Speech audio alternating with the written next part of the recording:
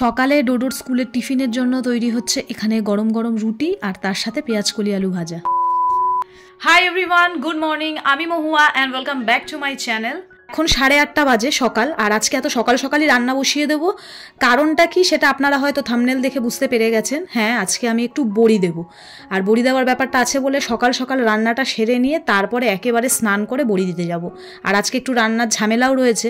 মূলো দিয়ে ডাল করব, আজকে না কালকেই হয়তো লাস্ট মূলো খাওয়া যায়। আর এখানে বাঁধাকপির ঘন্ট করব, আর মূলোর সঙ্গে একটু শাক ছিল, সেই শাকটা ভাজবো।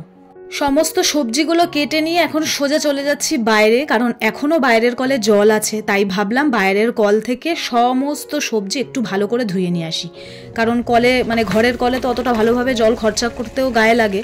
তাই ভাবলাম বাইরে জল আছে বলে পরিষ্কার করে সবজিগুলোকে ধুয়ে নিয়ে আসি। আর স্পেশালি শাকটা যদি একটু বেশি জলে অনেকক্ষণ ধরে ধোয়া যায় না, তাহলে খুব ভালো, ময়লা থাকে।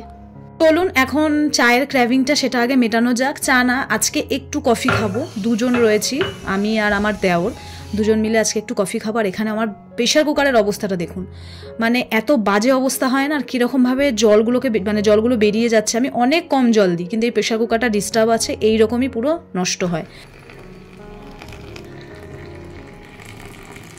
তো চলুন এখন গরম গরম কফিটা আগে খেয়ে নিই, তারপরে বাদবাকি কাজ সারবো। তো দানা হয়ে গেছে, বটিতে ভালো ধার থাকলে হতো, বটিটাতে ধারও দিতে হবে।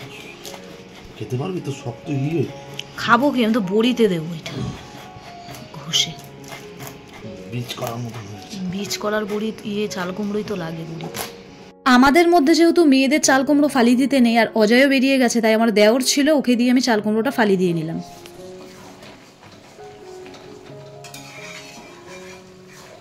এদিকে আমার রান্না বান্না প্রায় শেষের পথে। এখানে শাক ভাজাটা করছি, মূলো শাক ভাজা, আর ওদিকে বাঁধাকপির তরকারিটা তো হয়েই গেছে, ভাতটা সবার লাস্টে বসাবো।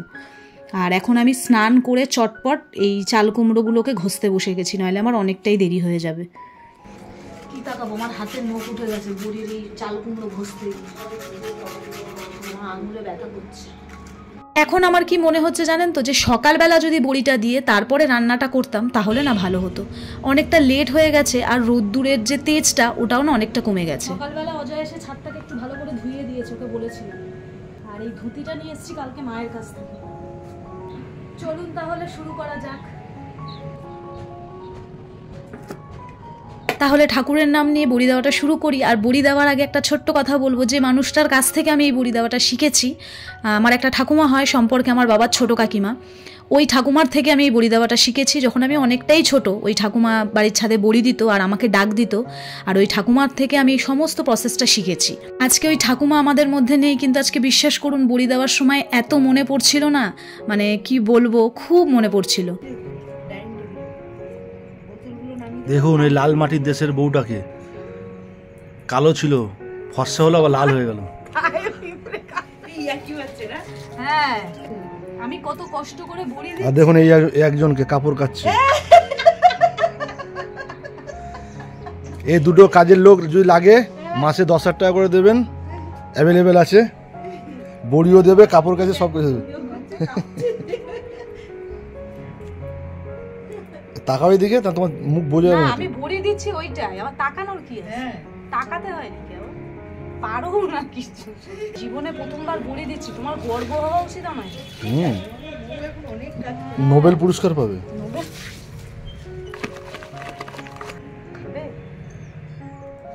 হিং দিয়েছি তো, সেন্টটাই আলাদা। এখন বড়ি দেওয়া দেখালাম, আর এরপরে এই বড়িটা খাওয়া দেখাবো। চলো টাটা। অবশেষে আমার বড়ি দেওয়া শেষ হলো। ভিডিওটি কেমন লাগলো আর বড়ি দেওয়াটা কেমন লাগলো অবশ্যই কমেন্ট করে জানাবেন। খুব তাড়াতাড়ি দেখা করব নতুন আরও একটা ভিডিওর সাথে। সবাই সুস্থ থাকবেন।